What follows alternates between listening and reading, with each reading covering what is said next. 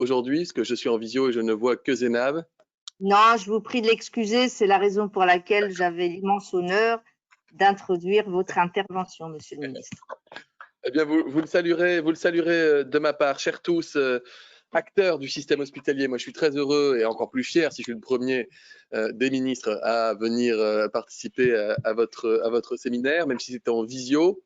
Vous dire, alors j'avais un discours qui était écrit avec un rappel des différentes mesures. Moi, je vous propose d'être peut-être plus court et concis sur ces choses-là que vous connaissez par cœur, pour qu'on puisse utiliser la demi-heure qui nous est octroyée pour un temps d'échange. Parce que j'aime bien venir aussi devant vous pour repartir avec des informations ou des éléments clés de compréhension. Vous dire simplement la fierté qui est la mienne comme médecin hospitalier, appartenant à votre famille et comme ministre en charge de la santé, la fierté que vous pouvez me procurer au quotidien par l'action remarquable qui est la vôtre depuis le début de cette crise. Vous n'avez jamais failli, moi j'ai jamais eu aucun doute, y compris quand à l'aube de la deuxième vague, certains commençaient à dire que l'hôpital ne tiendrait pas, qu'il cette fois-ci ne pourrait pas faire face. J'ai jamais considéré que les conditions ne seraient pas extrêmement difficiles, et elles le sont, et elles le sont. On est à 140% d'occupation des places de réanimation à l'heure à laquelle je vous parle, avec toujours près de 2000 nouvelles hospitalisations Covid. Et pour autant, la totalité des soins n'a pas été cette fois-ci déprogrammée. Les soignants sont fatigués. Je me rends au moins 1 à 2 fois par semaine dans différents hôpitaux du territoire, la plupart du temps sans presse, mais pour prendre le pouls et parler, échanger avec les équipes en charge des patients Covid sur le territoire. Et je sais que malgré la fatigue, ils sont présents au rendez-vous et je n'en ai jamais douté.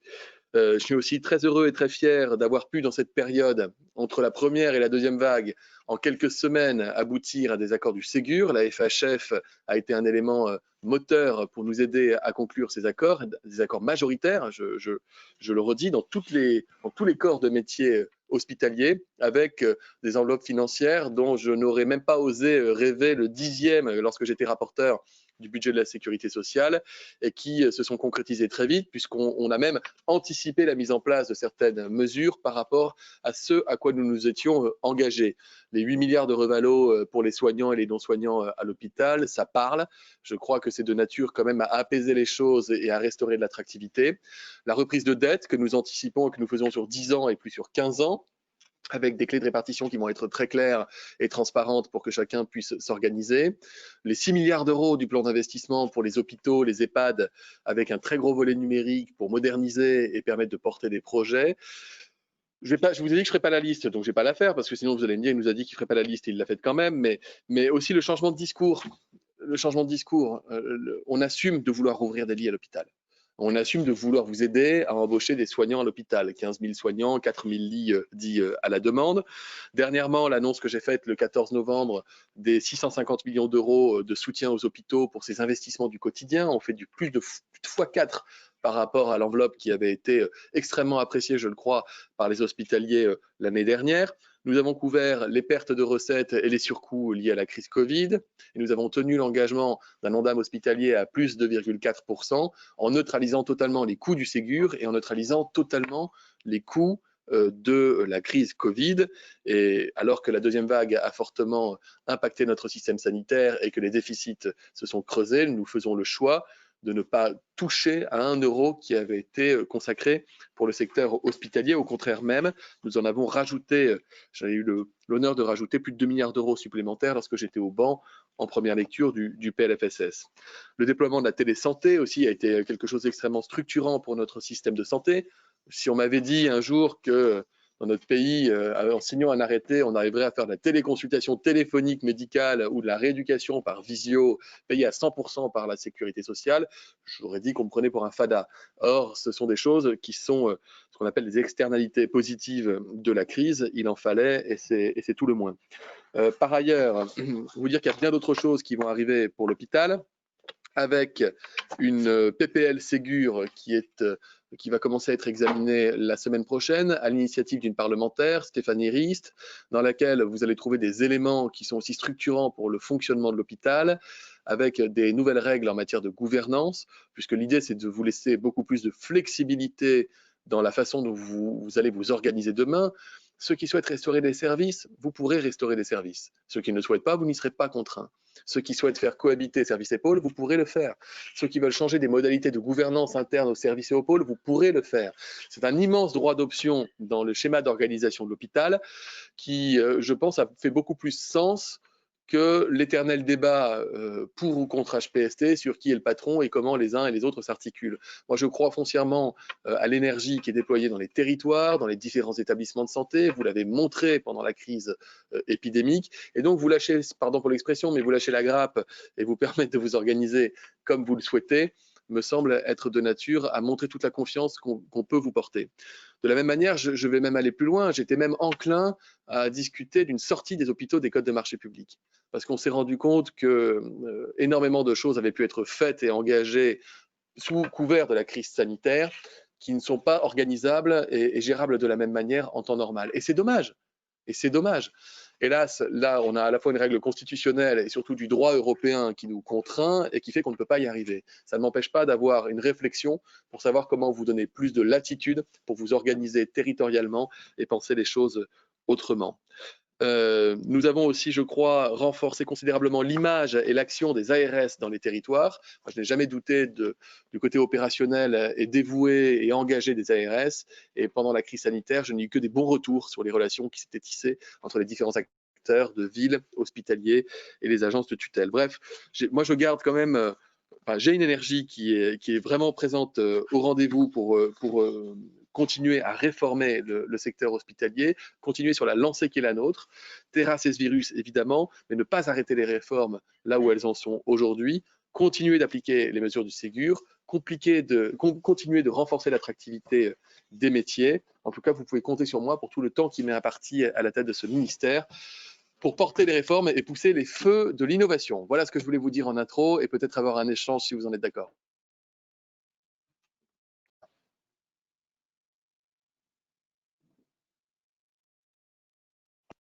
Merci, Monsieur le Ministre. Je pense que Gabriel Nizan ou Cécile Chevance vont vous solliciter.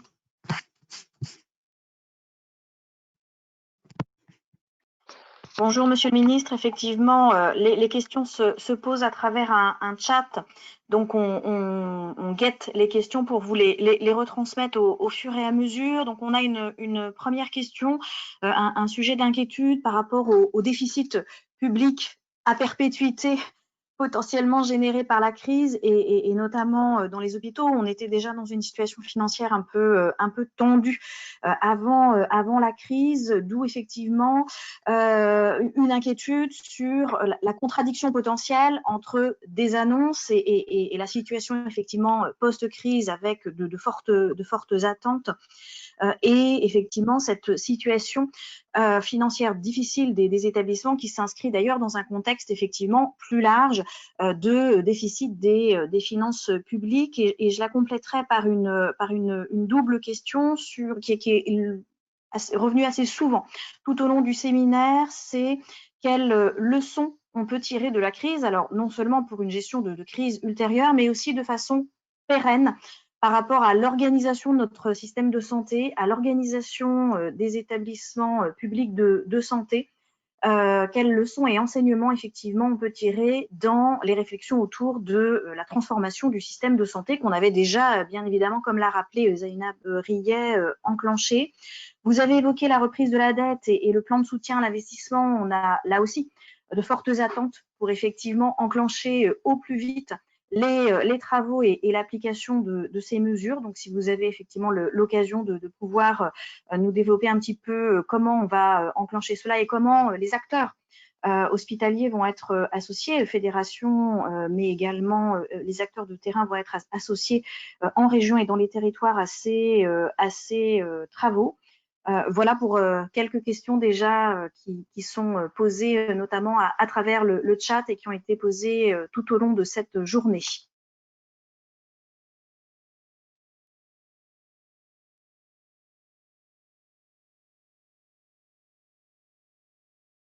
Je prends peut-être les autres questions, Zainab, comme ça je ferai une réponse groupée.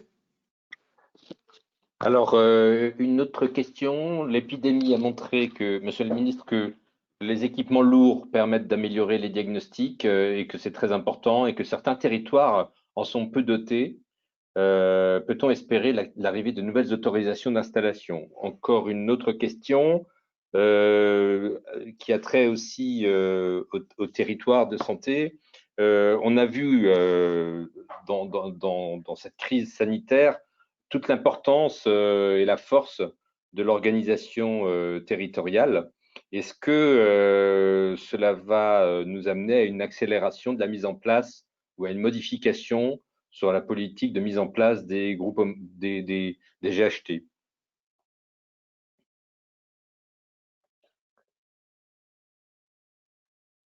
Très bien, je réponds, Zénab, à ces premières interventions. Le déficit de la sécurité sociale est abyssal. Il est abyssal, mais la Sécu paye toujours ses dettes. Et lorsqu'en 2008, le déficit de la Sécu s'était déjà très fortement creusé, alors dans des proportions bien moindres finalement que les proportions actuelles, mais il était quand même tombé à 24 milliards d'euros de dette en 2008 en année pleine. Nous avions transféré à la CADES à l'époque les dettes cumulées de la sécurité sociale et cette dette a été remboursée année après année via 0,5 points de CSG, 0,5 points de CRDS et une aide et un supplément de 2 milliards d'euros de mémoire par le fonds de réserve des retraites, ce qui fait qu'on remboursait bien notre dette sur le rythme, même un peu plus vite que le rythme qui avait été prévu. Il en sera de même. Nous avons transféré une dette très importante à la CADES, à la Caisse d'amortissement de la dette sociale, et le rythme de remboursement nous permet aujourd'hui de la solder d'ici 2032-2033.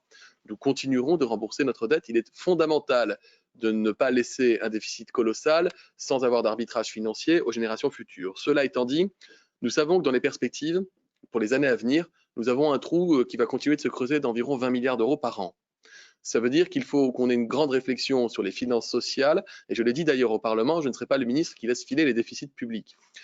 Cette réflexion sur la dette sociale, et le déficit de la Sécu, doit s'intégrer dans le grand débat que nous avons au niveau gouvernemental sur l'agenda social et les réformes à mener. Je pense aux réformes des retraites, la réforme de l'assurance chômage, et donc tout doit être absolument corrélé. Et cette réflexion est forcément, elle est nécessairement un peu retardée par cette deuxième vague qui a chamboulé tous les agendas, mais nous l'aurons avant la fin du mandat. En tous les cas, croyez bien qu'il est hors de question de laisser une Sécu qui irait à volo. Néanmoins, le choix qui a été fait et qui est assumé et qui est durable, c'est de ne pas faire porter sur le système de santé et donc sur l'hôpital le paiement de ces dépenses actuelles, puisque nous n'avons pas impacté le moins du monde le niveau de l'ONDAM tel qu'il avait été prévu dans le cadre du programme pluriannuel sur 3 ans et que nous avons neutralisé toutes les dépenses annexes. Sur les leçons de la crise, il y en a beaucoup des leçons de la crise, il y en a énormément des leçons de la crise. D'abord, le retour du sens. Si je devais citer quelque chose, le retour du sens. Moi, j'étais marqué depuis des années par le discours sur la perte de sens de ceux qui venaient travailler à l'hôpital le matin, qu'ils soient médecins, infirmières, aides-soignants, qui me disaient en fait on ne sait plus trop pourquoi on vient, on a l'impression d'être dans un truc un peu mécanique, on a l'impression de ne plus avoir voix au chapitre, on a l'impression que la technostructure l'a emporté. Que ce soit vrai ou non, peu importe, en tout cas il y avait vraiment ce discours très fort sur la perte de sens. Le sens a été retrouvé avec cette crise sanitaire, où tout le monde a tiré dans la même direction. Il n'y avait pas de conflit, de bisbille entre le directeur administratif, le cadre supérieur, le chef de pôle. Tout le monde a poussé et a tiré dans la même direction. Des dépenses ont pu être engagées à vitesse grand V, qui n'avaient pas été nécessairement prévues, et une solidarité s'est mise en place au sein de l'hôpital, absolument remarquable, qui fait que les gens se sont sentis vraiment poussés et portés. Le Ségur rajoute du sens, parce qu'il rajoute du sens social en revalorisant les métiers, en reconnaissant les missions. Et les Français ont aussi redonné du sens aux soignants en les applaudissant tous les soirs à 20h, permettant à chacun de se rendre compte que oui, le métier du soin est un métier qui est difficile, mais que c'est un métier qui est beau, qui est plébiscité, qui est utile. Donc ce retour du sens, il ne faut surtout pas le perdre. Il ne faut surtout pas le perdre. J'entends parfois certains me dire dans certains déplacements, on a l'impression qu'à la rentrée, avant la deuxième vague, un certain nombre de carcans s'étaient remis en place, etc. L'idée du Ségur, c'est que nous soyons capables de vraiment de bouger ce qui était trop rigide et qui occasionnait des souffrances. Le deuxième point, qui n'a pas été complètement soldé par le Ségur, mais ça, je dirais, c'est de la politique de ressources humaines, mais du quotidien, c'est la gestion des conflits et la prévention des conflits. Le nombre d'équipes soignantes, d'équipes médicales et de directeurs qui finissent par partir ou qui sont en souffrance professionnelle à cause de conflits interpersonnels, que ce soit médecin versus médecin, médecin versus cadre, administratif versus... Et ça, c'est une vraie difficulté. C'est un employeur énorme, un hôpital. Donc, on ne pourra jamais éviter qu'il y ait des conflits. Mais quand ils se multiplient, quand les tensions deviennent le quotidien, c'est jamais très bon. Donc, avoir vraiment un travail là-dessus sur la prévention en matière de ressources humaines. Les leçons de la crise, elles sont très nombreuses. Je n'en ferai pas la liste ici, mais au-delà des sujets sonnants et trébuchants et d'organisation pure et dure, ces deux points-là me semblent essentiels. Sur la reprise de dette, vous aurez des éléments au début de l'année 2021. Des éléments avec une répartition que je souhaite la plus juste possible. Vous l'avez vu déjà dans le débat parlementaire et dans les textes législatifs et réglementaires, que nous voulons faire en sorte de ne pas pénaliser des hôpitaux qui seraient peu endettés, mais usés jusqu'à la moelle de ne pas avoir engagé des réformes pour ne pas dépenser trop, au profit d'établissements qui seraient, eux, surendettés et qui n'auraient pas forcément eu des EPRD aussi contraignants que les autres. Donc, nous devons avoir cette clé de répartition territorialisée, davantage territorialisée. Je tiens à dire aussi que dans les grandes réformes et les transformations sur les grands projets, nous avons supprimé le Copermo. Et maintenant, nous sommes sur un fonds d'investissement qui est beaucoup plus territorialisé, puisqu'en dessous de 100 millions d'euros, tout se décide en territoire. Et il n'y a vraiment que les investissements massifs qui feront appel à une forme d'arbitrage national, mais qui ne devra pas venir en aval du travail qui aurait été fourni par tout le monde pendant 2 ans pour monter un beau projet, mais en amont pour s'assurer que le projet dans lequel les uns et les autres s'engagent soit un projet qui voit le jour. Ça, c'est un point qui est absolument essentiel. De la même manière, on veut associer davantage les collectivités, les élus dans les territoires, pour qu'ils puissent mettre aussi au pot commun dans les projets d'investissement, qu'ils soient des investissements du quotidien ou des investissements dits lourds. Nous voulons vraiment, parce que l'argent est là, et nous voulons vraiment que l'argent d'investissement pour l'hôpital puisse être déployé très rapidement et que les projets soient visibles. Là encore, je n'ignore pas la complexité monumentale qui est un chemin de croix quand on veut construire ou moderniser ou transformer un établissement. J'ai vu des établissements pour lesquels les premières pierres étaient posées parfois 6 ou 7 ans après que le projet ait vu le jour. C'est beaucoup trop long. Nous devons travailler aussi au niveau réglementaire à raccourcir tout ce qui peut l'être, mais nous sommes un pays assez procédurier de ce point de vue-là et les choses qui sont incompressibles. Mais je trouve que c'est beaucoup trop long. Il faut que quand un projet est arrêté, maintenant qu'on sait qu'il sera financé très rapidement, il puisse s'enclencher aussi très rapidement. Je vous le dis, c'est absolument fondamental. Ce qui change aussi, c'est que moi, je sors totalement du dogme de la réduction des lits ou la réduction du capacitaire lorsqu'il y a des transformations de projets hospitaliers. Ça, c'est terminé. Ça ne veut pas dire qu'il n'y a pas des endroits où ça sera encore le cas. Il y a des endroits où ça fait sens, où on développe l'ambulatoire. On ne va pas passer d'un dogme à un autre. En revanche, moi, je ne veux plus qu'on exige dans les copies, si je puis dire, des établissements hospitaliers, qu'il y ait forcément une réduction de moyens. Ça, je vous le dis, moi, c'est antinomique de ma conception de l'hôpital, et c'est désormais antinomique de la conception qu'a le gouvernement et de façon générale les Français de l'évolution de l'hôpital. On ne doit pas réduire le capacitaire pour réduire le capacitaire. La population vieillit, les maladies chroniques augmentent, on a beau faire davantage d'ambulatoires, on a beau faire davantage d'hôpitaux de jour, on aura besoin de lits et des crises comme celle-ci en attestent. De la même manière, puisque vous m'interrogez sur la réforme des autorisations, j'ai aussi constaté quand j'étais parlementaire qu'il y avait des rigidités, avec parfois des frustrations qui étaient légitimes de la part d'établissements qui postulaient pour avoir une IRM, qui pour avoir un plateau technique et qui s'envoyaient refuser le droit parce que le quota était atteint, lors même qu'il y avait 1 mois et demi de délai pour accéder à une imagerie digne de ce nom dans le territoire concerné. Donc moi, je sors de ce dogme également. Nous avons en ce moment une réforme des autorisations qui doit passer en Conseil d'État s'agissant de la neuroradiologie interventionnelle, du SSR, et il y a une finalisation de la concertation qui est en cours sur la médecine nucléaire et sur les grands brûlés. Nous avancerons par étapes, mais vraiment résolument pour aller vers une extension de nos capacités d'installation de plateaux partout où ça fait sens. C'était l'un des sens d'ailleurs du pilier 3 du Ségur de la santé. Peut-être, Monsieur le ministre, sur le sens, et on vous rejoint tout à fait sur ce que vous avez exprimé en matière de sens pour les équipes. Je pense qu'au niveau des territoires et pour l'ensemble des acteurs de santé, il faut aussi de redonner et continuer à donner du sens.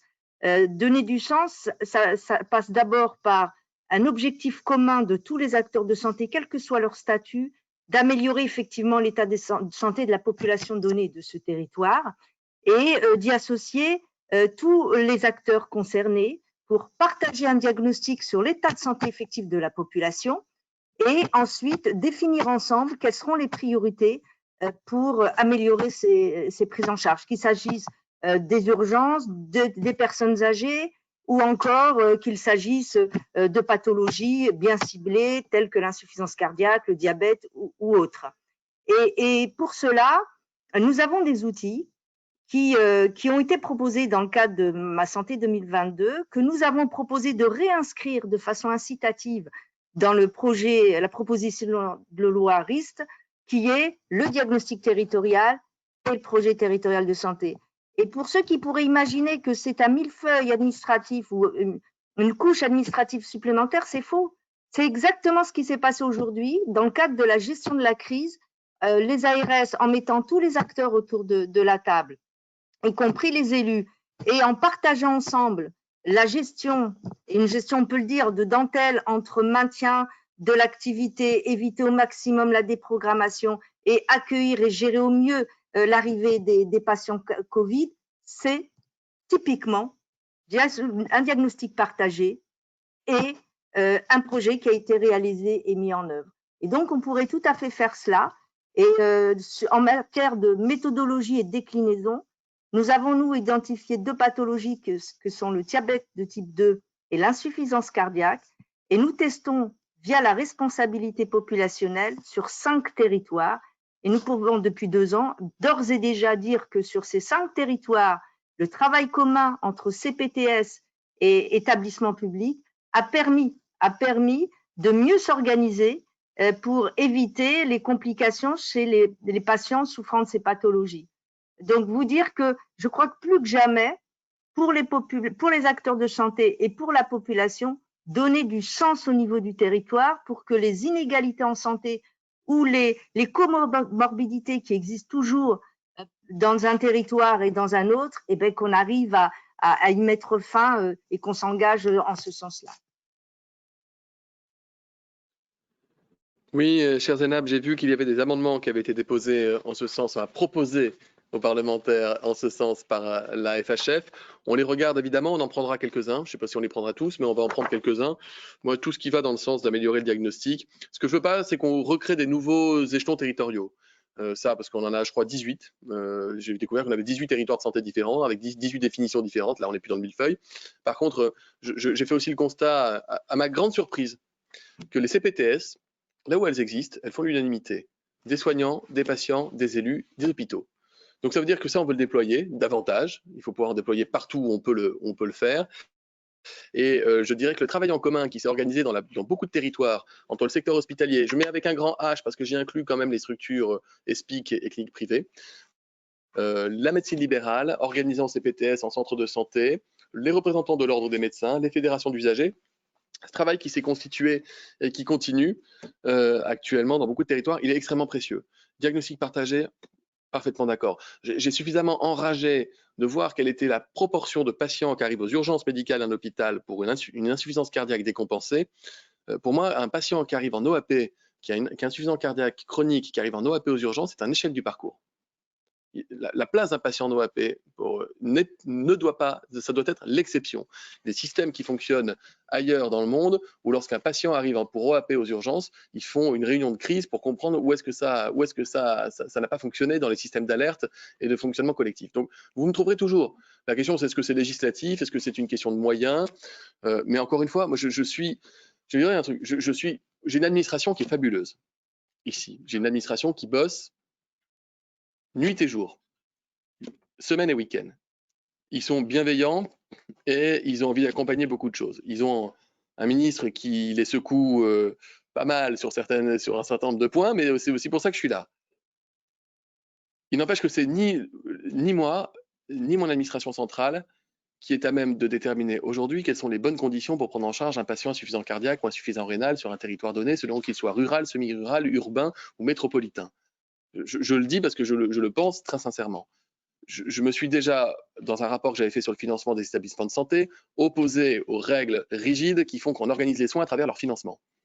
Donc moi, tout ce que vous proposerez, tout ce que vous mettrez en place avec une évaluation, parce qu'il faut être dans une politique d'évaluation, tout ne marchera pas. Les trucs qui ne marcheront pas.